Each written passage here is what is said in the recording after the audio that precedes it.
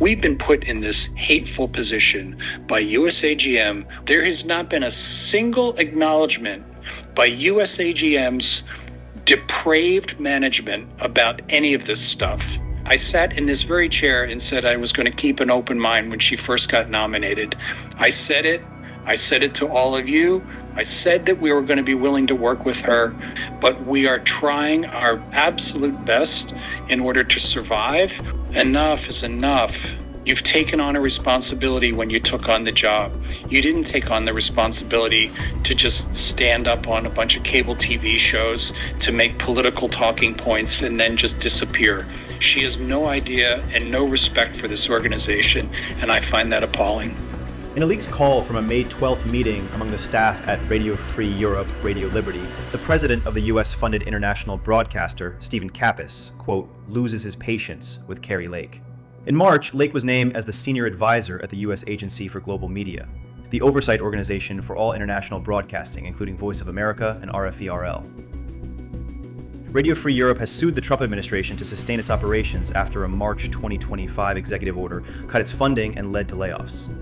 Proponents of Radio Free Europe believe its broadcasting to 47 million people around the world represents a form of U.S. soft power, while new agency head Kari Lake has called the agency corrupt and misaligned with U.S. interests.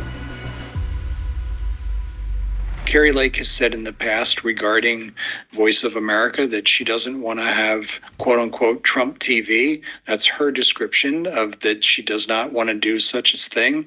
I would hope that she stays true to her promise. Of course, the ultimate would be if the USAGM were to simply live up to what Congress had voted to do and give us our appropriated funds. We've been just trying to save the organization in order to live to fight another day. And I'm really sick of it. They need to stop, and they need to get on the right side of history, and they should just support us. If you want to shut us down, then give us wind down costs. Then give us the money to do it. If you want to shut us down, then don't prevent us from seeking funds from elsewhere besides the United States Congress. It's really pretty gross. And it's taken all of my patience now, and I don't understand what they're doing.